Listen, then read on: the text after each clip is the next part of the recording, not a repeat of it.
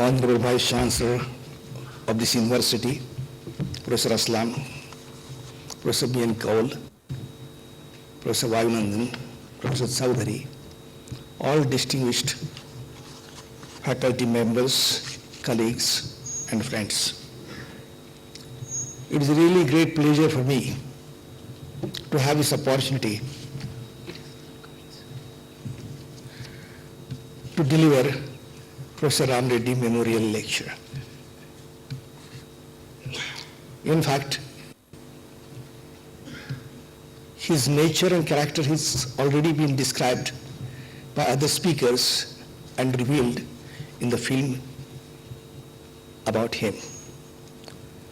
I knew Professor Ram Reddy since 1978, when I had just become Vice Chancellor of Pune University, and he was the Osmania University Vice Chancellor.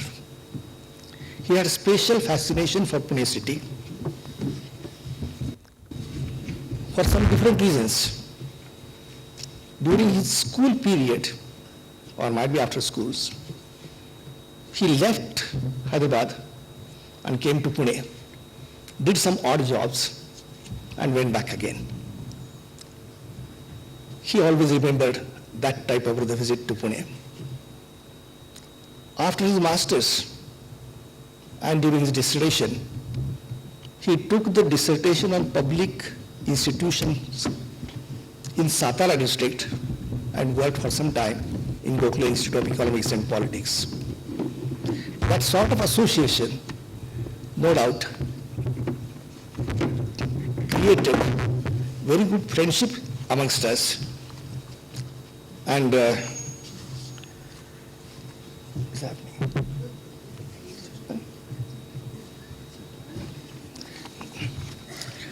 Friends, as you know, Professor Ram Reddy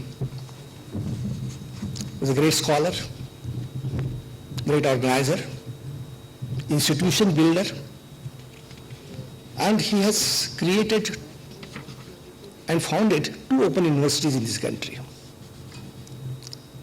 For me, he was a friend, philosopher, and guide.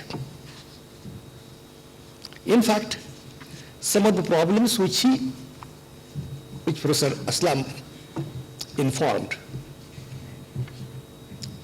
are the problems still continuing. They were for the first Vice Chancellor, second Vice Chancellor, subsequent Vice Chancellors, particularly publishing books on time and delivering them. I think the dimensions of IGNOU, printing and publications, has gone up so much that it is rather very difficult to manage it, and it takes a lot of energy and efforts to do it. Now, nearly 30 years have passed since this university was established, and one of the aspirations of Professor Ram Reddy was to take the education to unreached people, particularly workers, farmers, and common people. In fact, he had that idea initially, but Sir Walter Perry, the first Vice Chancellor of the UK Open University, advised him otherwise. And the simple reason was that Allama Iqbal Open University started quite early, but it could never get establishment and peer esteem as a university because of the adult and continuing education for the common people. And that's why he had to change his focus, start the courses, and okay. This is the film has started. No, it's okay.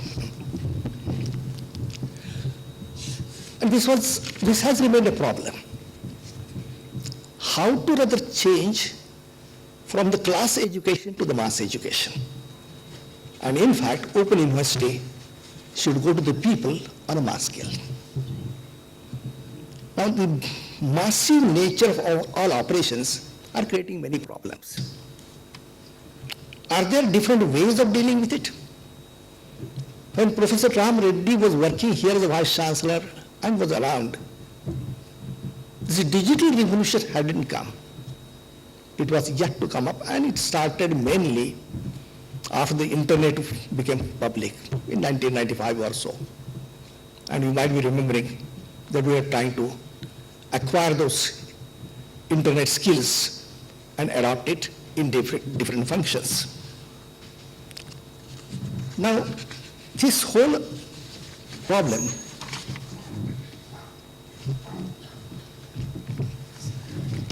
okay.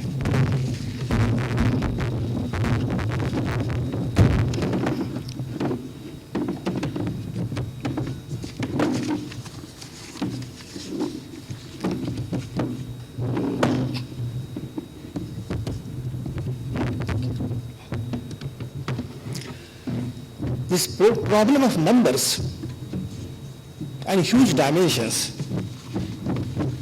needed some sort of different approach than the structuring which was done initially, if we are to go from the class university to the mass university. And the type of technologies which we are getting now can make it possible.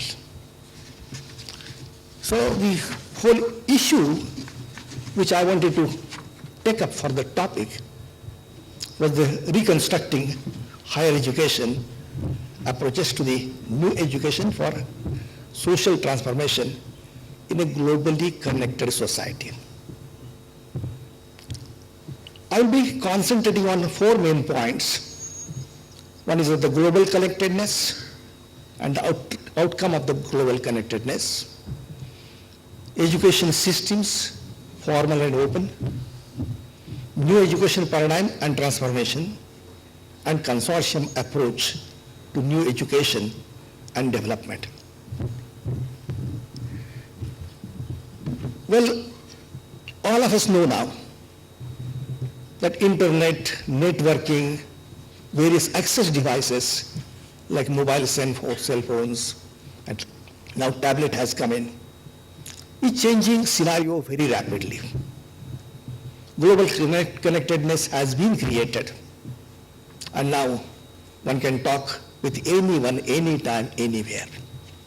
This A3 connectedness, anyone, anytime, anywhere, is creating a global community. And this sort of globalization could be used effectively. Now, there are a number of new processes that have come up because of the information communication revolution. The new processes that have been generated by technologies are the digitization, or the copying is so fast, practically free of cost. Then the virtualization. You can create a cyberspace in which you can construct a number of things. You can move to the cyberspace, have interactions, create groups, and that's how you can carry out a number of activities, learning activities and other activities virtually. There is a process, mass personalization. It is a massification. It can go to the millions and millions of people. Simultaneously, you can identify an individual in the masses who could be served appropriately. This sort of mass personalization and group customization is a process in which you can personalize education while making it mass-oriented. This is really some sort of a combination of 2 extreme properties, which we were not knowing earlier.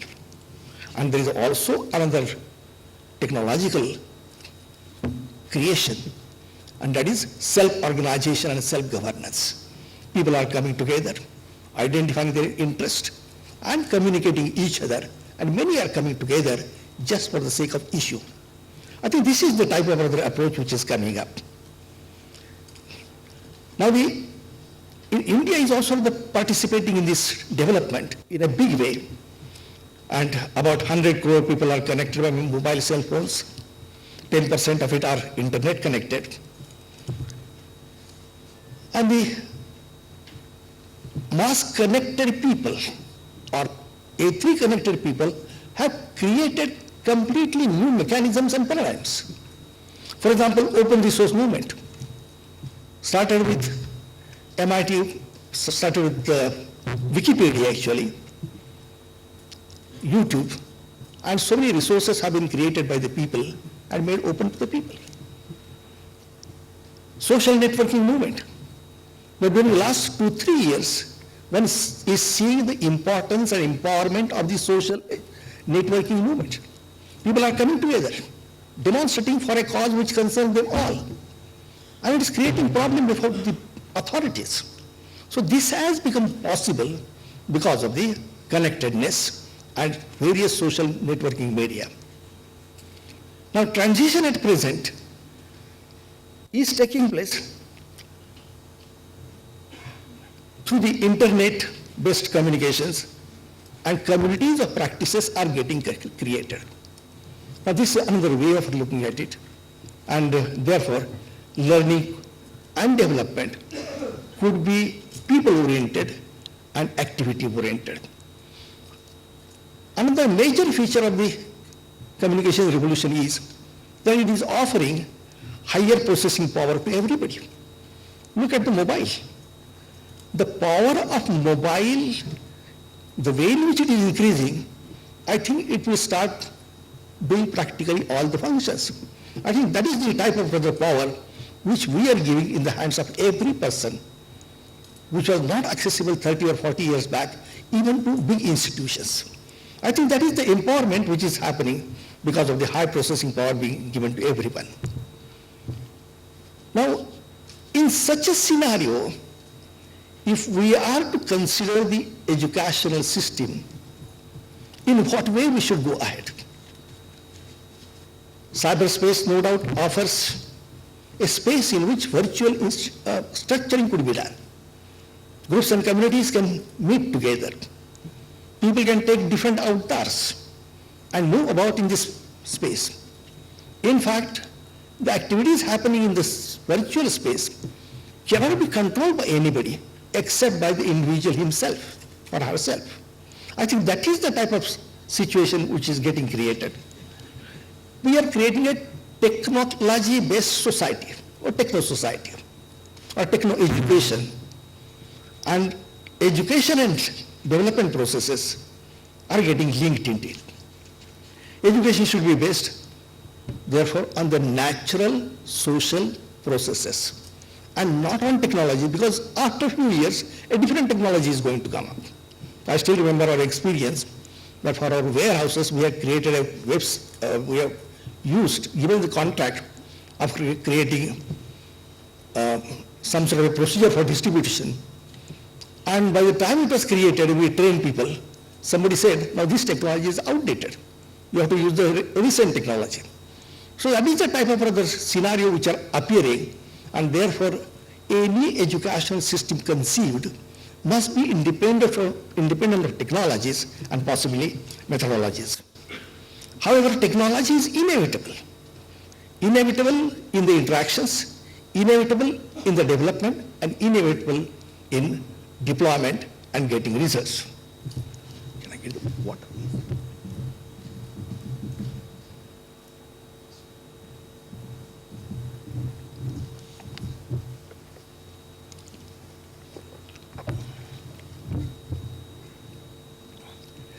Now, what are the other requirements? One thing is very clear. Cyberspace connects anybody from anywhere, anytime. And therefore, global connectedness is possible.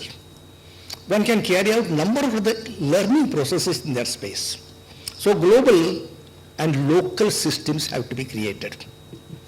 Secondly, there is a personalization. So education is essentially a personal process of learning.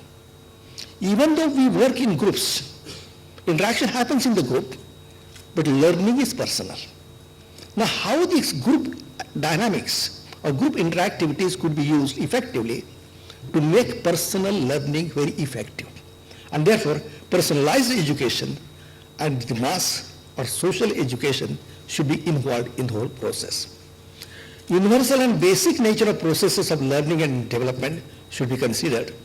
And another part is creation of education and development resources and social support processes are essential and creation of social value and wealth should also be the goal of this education. It should not be simply learning, but creating something socially useful. Now, just now, if we briefly look at the two systems, one is the existing education system used in the traditional universities and open and distance education. Traditional universities all have adopted British or Western education system. It is a teacher-centric, top-down hierarchy. It is donor-receiver model. Knowledgeable teacher teaches, learner receives. It created a professional educational institutions given by state government laws or delegated powers. And the open and distance education introduced a lot of flexibility, number of innovations, but basically the pattern of courses, the way of study and the way of evaluation has remained more or less the same. I think that is the type of rather just observation, and in a way rather the type of problems which we are facing are also the problems of the major universities, except the fact that they are having face-to-face classroom operations quite strongly.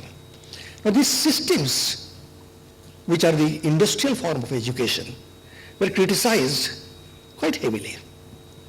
Sir Ken Robinson, a British educationist, criticized it as a linear, conformist, and class-creating system.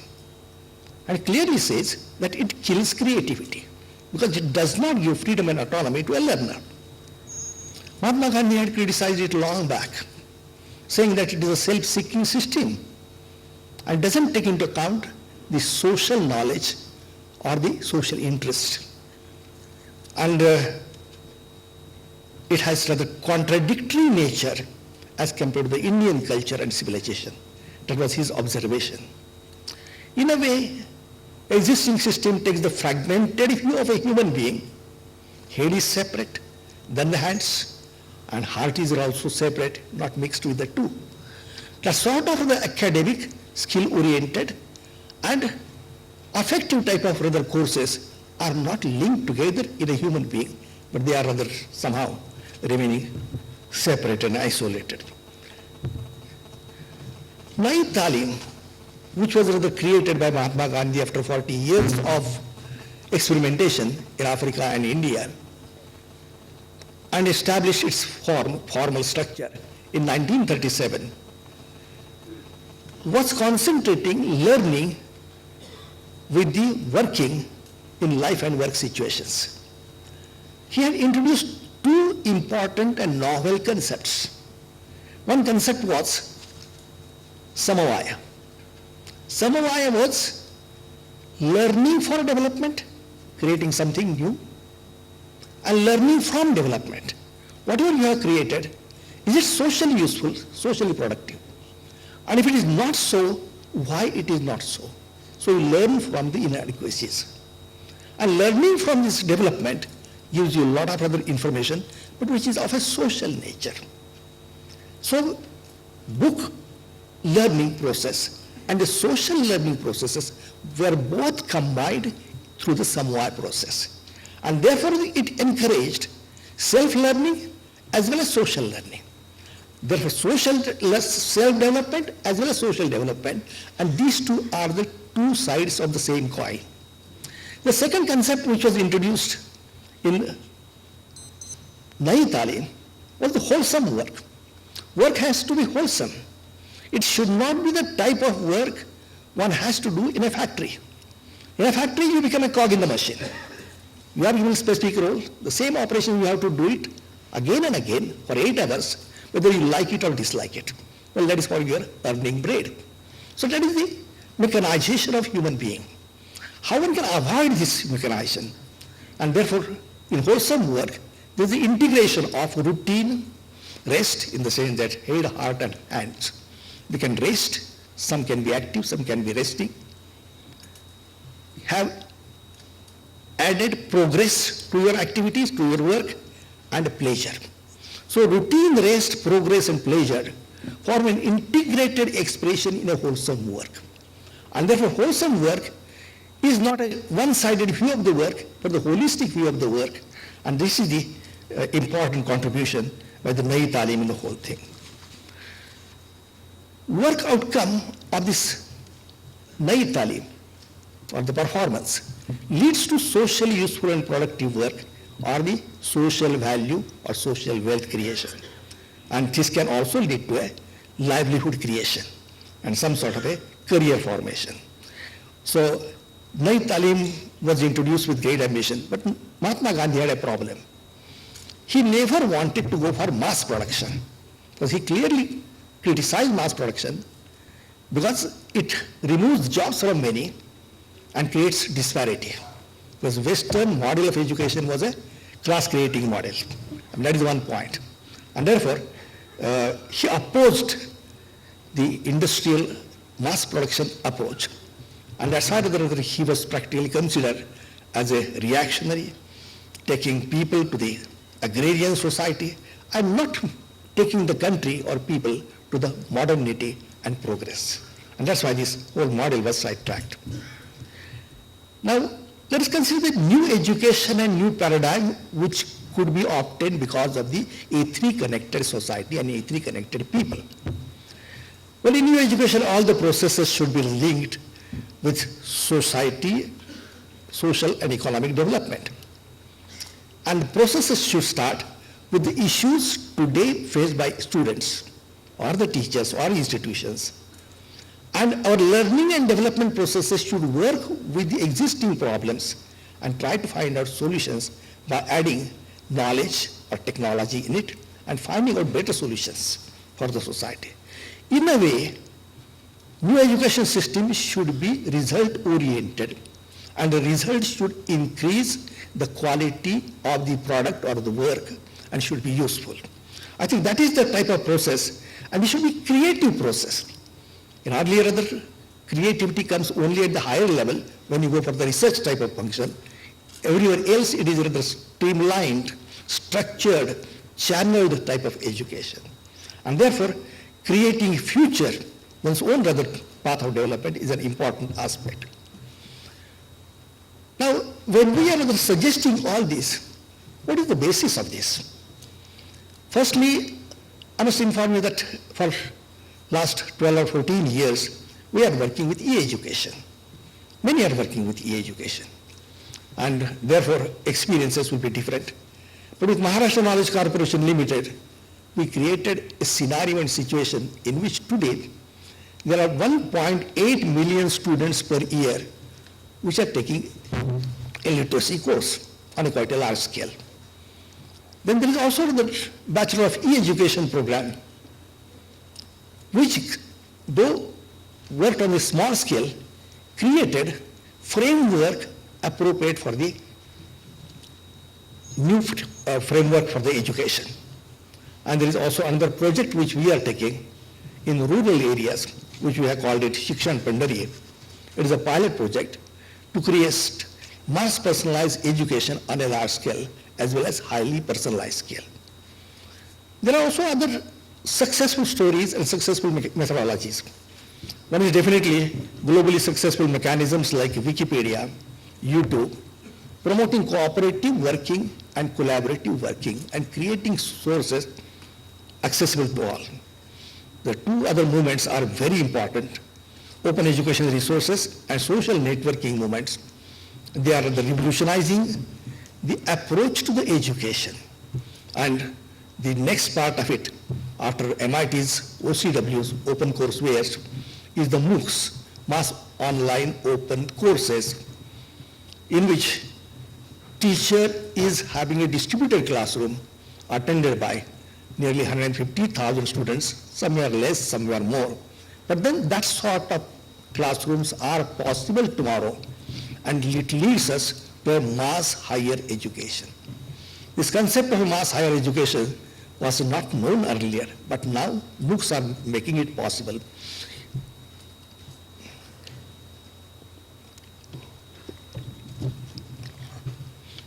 Nayi Talim was added, at least this conceptually, by J.P. Naik, approach of role-based learning. Now this role-based learning, which he describes as a system for the future development in education, is scenario situation-based constructivism. I think people must be aware of this situation-based learning approaches, and both rather somehow coincide. In both these situations or both these approaches, student has to work in a situation. In case of a teacher education, situation is a classroom or a school or a community around the school, and he has to take the assignments and activities in that situation, identify the problems and try to solve the problems by learning global knowledge and some sort of methodologies and technologies and solving those problems successfully. Successful solution will definitely raise the standard and quality of the classroom or the quality of the school or even translate it something to the community. I think that is the type of approach, and therefore the work-centric approach of Radha Mahatma Gandhi is more appropriate for the A3 society, in which person can learn from anywhere, anytime, and can have access to all the resources, access to the distributed classroom also. Now, what should be the objectives of learning for such a education? One thing is, it should be human and society-centric development. Well, one is definitely achieve self-development and social development as a part of individual personality or part of a social relationship. The approach is definitely to play multiple roles in life. In fact, that we do regularly, right from the early morning till late in the evening. So play multiple roles. Find out your own role, which you can do with best talents and best intelligences, and then become a change maker. You can become a change maker here and find out rather unique functions you are bestowed with. This links with the talents, this links with the multiple intelligences person might be having, and everyone is not intelligent in the same sense. They are having one or the other intelligences, and identification of the intelligences is definitely a function of education.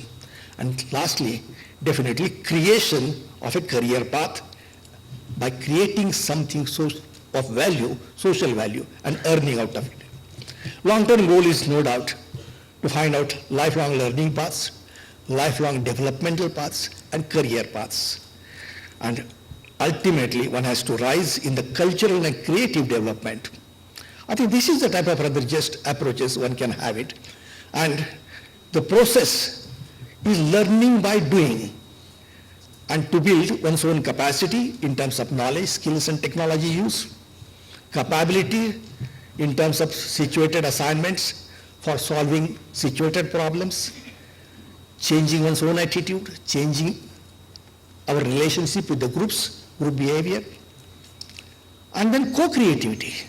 Co-creativity is working in small groups, big groups, very big groups, and creating something together. I think these three aspects, capacity is rather considered usually through the Bloom's taxonomy aspect, thinking skills. Capability is the application of all this in practical situations, in life situation, in the institutions, and has been used in the industries extensively. You might be aware of the CMM models, capability maturation models, or ISO models, or Baldrige model for that matter. All these other models are giving you the capability maturation and capability development. Co-creativity is a concept introduced by Professor C.K. Prahalad in the network society. And tomorrow's services should be delivered not by each corporate body independently, but by looking at the needs and requirements of an individual and giving a package of information or package of services by many. Development of an individual in a holistic way is the focus of the co-creativity brought in by cooperating or cooperation of a number of individuals and groups.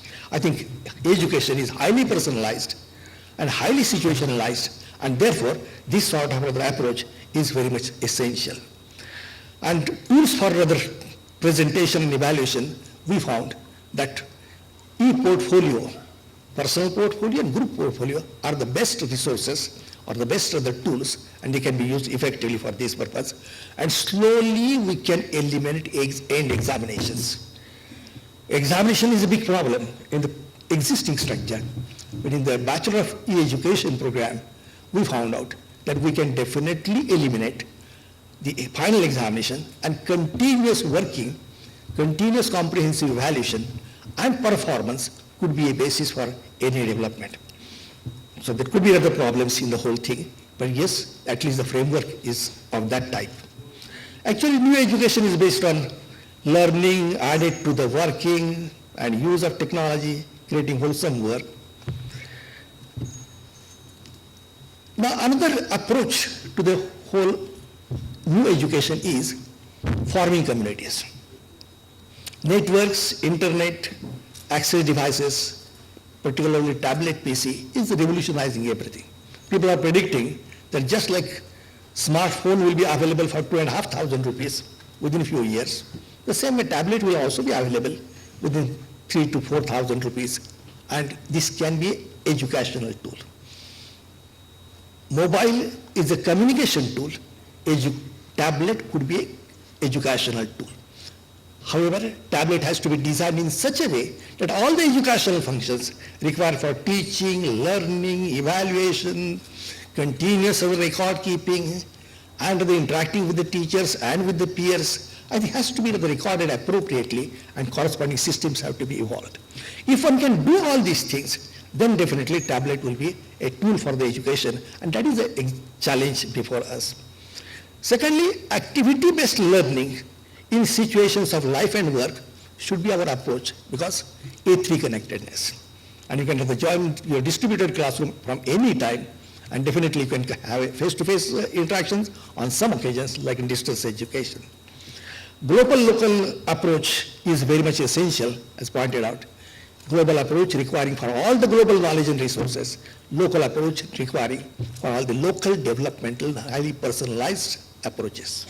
And therefore, future scenario will be, at least we predict, that global-local approach and constructivist learning can give us a different type of methodologies.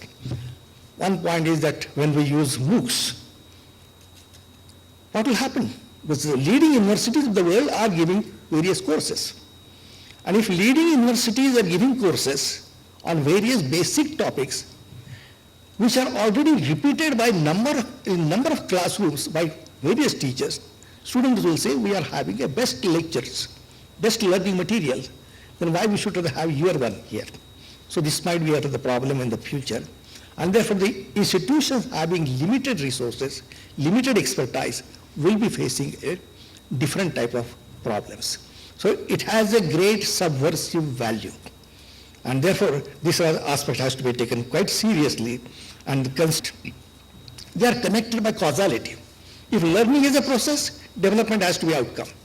But if development is a process, learning can be outcome. So that is the relationship between the two, and the two are distinct, related by cause and effect relationship. And in any activity or assignment or project students do, one can find out number of aspects of the total system linked with it. In the activity or assignment or project, personal or group learning is associated. Wholesome work could be created out of the work students are in group are performing, which can have a social value. Situated development can be effected. Learning groups and community groups could be formed, having some sort of common interest. And learning and developmental system improvement can happen with every cycle, because the solution, obtaining correct solution, is an iterative process. It goes through a number of the cycles, and therefore system also gets reformed in the whole thing. And the last and important point is, in this case, is that learner has all the freedom and ownership of choosing the situation, identifying the problems in it, prioritizing the problems which he should take the first, and by looking at its importance to his or the target groups and solving them effectively. So therefore he is entirely involved in it, and therefore motivation does not remain the same. He is very much involved in it. I think that sort of an approach could be taken up. And I might say that in our B.Ed program, one student was doing such sort of activities by going to a school. She tried to improve the school by using a single computer. She could meet the public policy makers in the local area, got more computers, and she became practically a role model of the girls there. It was a girls' school where the children are coming from poor locality. But she became a role model, and she presented all that case study of development in an international conference. And before she got her B.Ed degree, she had published a paper in an international conference. I think these sort of things can happen because students are tackling life problems, situated problems, and therefore their approach by taking into account the global knowledge, social knowledge could be rather different in every case. So another point that one should study is that definitely it is not simply learning or not simply development. There is a value chain. And student has to go through this value chain. In fact, system has to go through the value chain. Society has to go through this value chain for progress and development. It is an education and training, must lead to social development. Whatever the products and artifacts or services which we create should create monetary and non-monetary value or wealth, which will give them some sort of a career, and it should lead to some self and social transformation. So this value chain is very important, and education should be linked with transformation. I think that is the approach. And here is an integration of academic, skill, and professional education.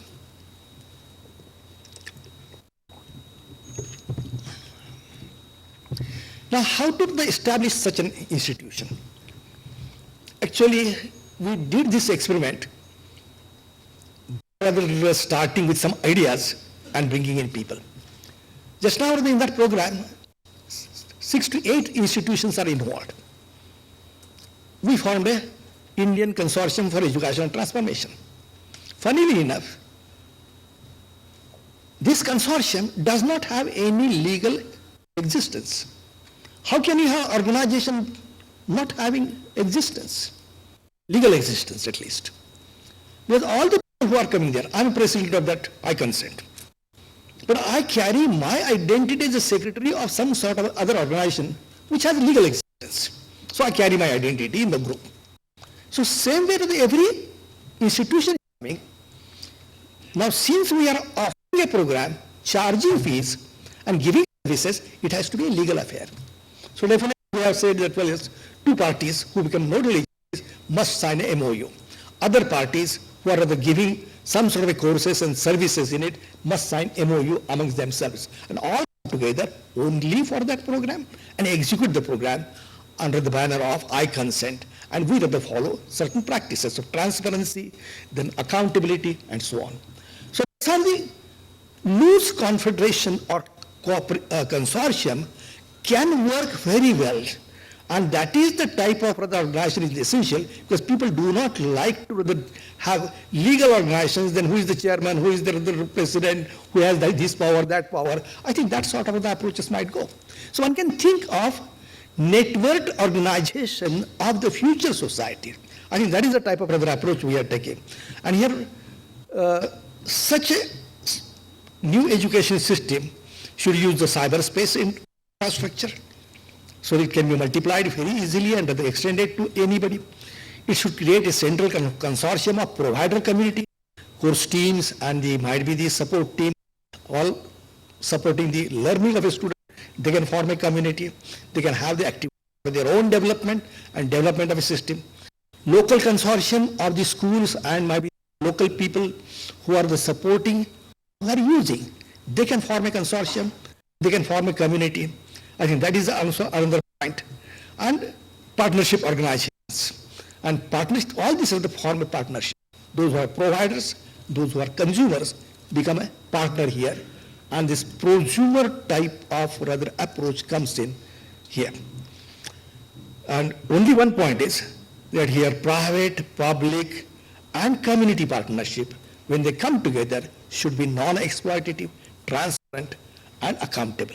I think that sort of other restriction have to be, and it needs some sort of a culture of working together and culture of development. Now this is the concept of meta-university or meta-school. There is a cloud up where the global and central resources could be kept on a platform. The platform could be like Coursera or Udacity or edX or might be any other platform. So that platform could be there. Course teams can work from there. Of course, in fact, the course team concept has been introduced by the Open University system. And course delivery through the cyber infrastructure, through the distributed classroom and open education resources for every course. I mean, it can go anywhere. Local institutions like a study center, might be schools, might be colleges, might be universities, can come together and form local consortium. They can have similar distributed classroom for their own purposes, but they need not reinvent wheel. Take the knowledge from the center, use it, and center is also occupied with the people from the local people. They can play multiple roles. He can be partly here, partly there. So multiple roles so that everybody can play and work like that. So this is the way of doing it, and this is exactly we are trying to develop in Shikshan Pandhari in the rural areas. Actually, the meta-university concept or the Param University concept, meta and Param, I think, have the same meaning. One is the English word, another is the Indian word, but possibly Param has a far larger meaning. It can have a vertical linkage. Faculty, which is offering, might be master's courses, research courses, degree courses, undergraduate courses. Simultaneously, the students are going and working in the practicing situations for situated development. So those situated developmental issues will come in, and therefore school for developmental learning should be introduced. And the school of developmental learning might have contribution from the education people, might be from the communication people, might be from the technology people, or various faculties which are interested or which are having this as a developmental area.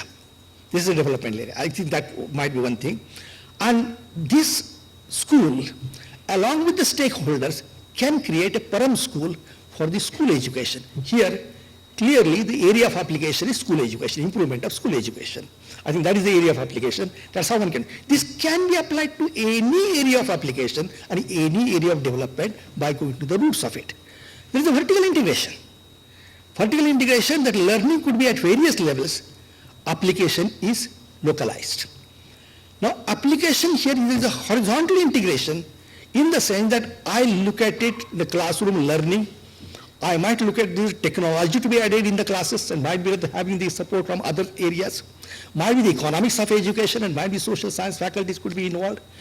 Depending on the nature of the problems faced by the people there, various knowledge inputs can come up, and this is a co-creation problem.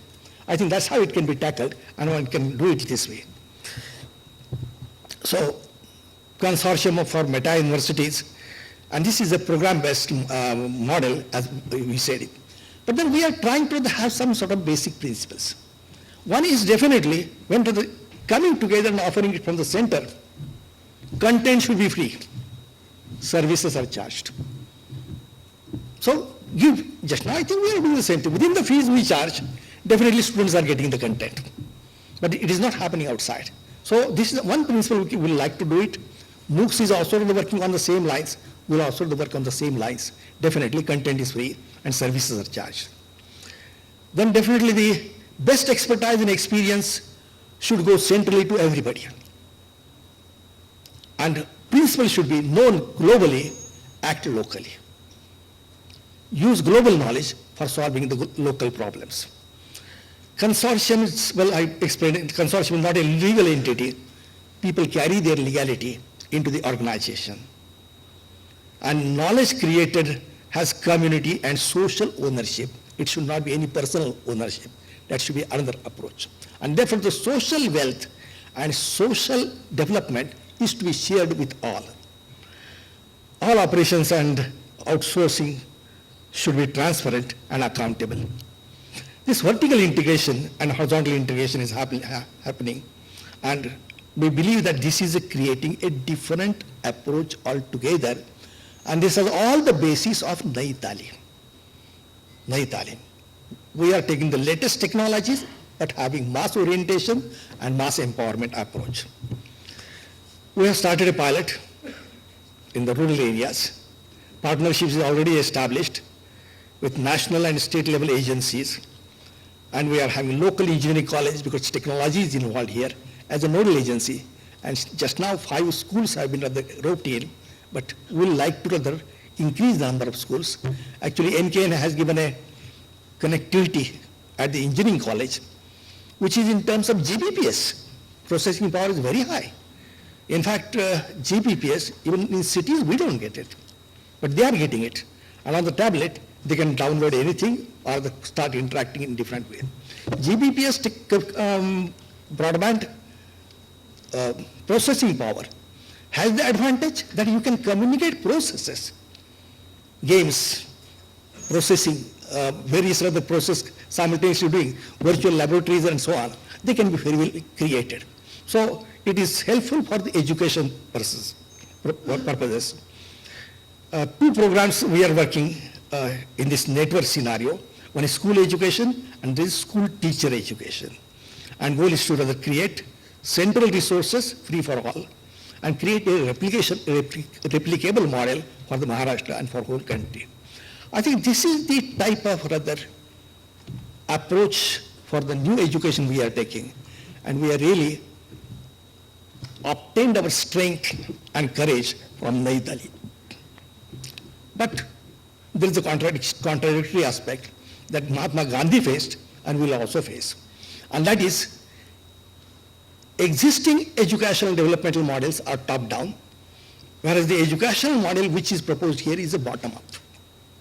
This sort of a top-down model of development or learning and bottom-up model of developmental learning are contradictory to some extent. Can they be made cooperative without rather taking away the autonomy and freedom of the common man or learner or developer? I think that is the other part in it, and therefore the first and second industrial revolution as defined by Jeremy Rifkin is having that contradiction. But if you consider the 21st century industrial development, people are saying that third industrial revolution is coming up. Third industrial revolution, the fossil fuel and oil will be very costly. People will not be able to afford. Secondly, green and clean atmosphere is very much essential, and therefore non-polluting oil or non-polluting systems, energy systems have to be used. Both these are leading to a situation in which renewable energy sources have to be used, and therefore this is leading to third industrial revolution. And third industrial revolution is again distributed type of energy resources and distributed type of production centers. And if this happens, the education model and the industrial models somehow go hand in hand, and there will not be contradiction left. I think that is the approach we feel will be possible, and then we are getting third way of development. Now, whole point is that educational frameworks and the developmental frameworks have to go hand in hand. One has to follow other. Either education is a subsystem of the society, then we follow the social practices. But we don't want to do it because we are idealistic people. We have some sort of a future goals for the whole society. Then who influences whom? Society influences the education. Just now that appears to be happening. Or education influences the productive forces. So that is the whole point. And therefore, the problem has to be answered, who influences whom, and education has to come at the center stage of all the developmental process by linking education with socio-economic development. I think that is the only approach possible. J.P. Naik, when he analyzed why the education commissions,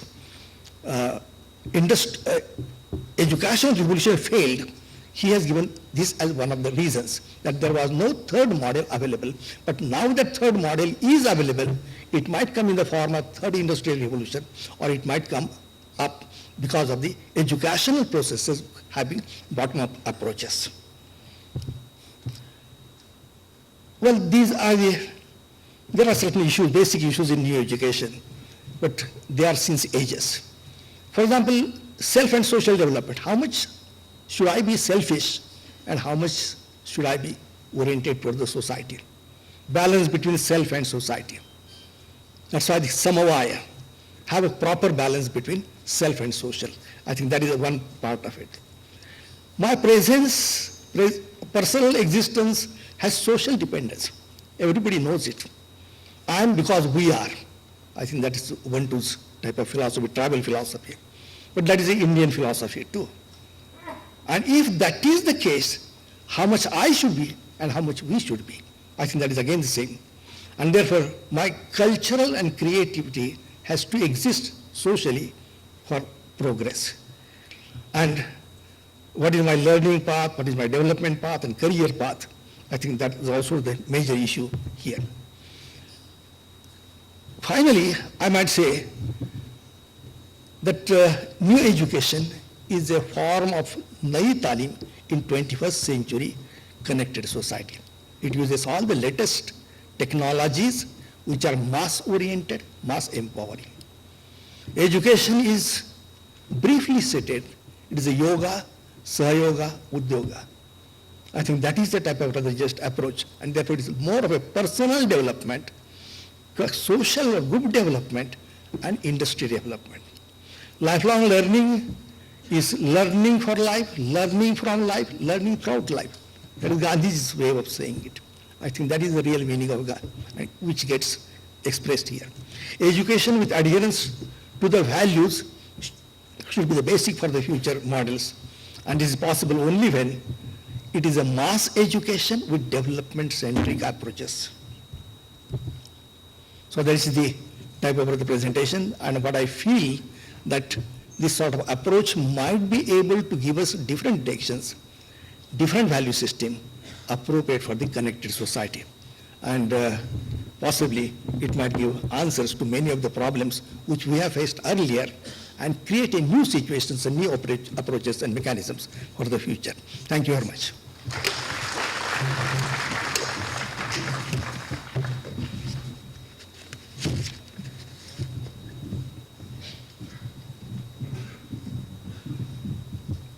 Thank you, sir. I think one of the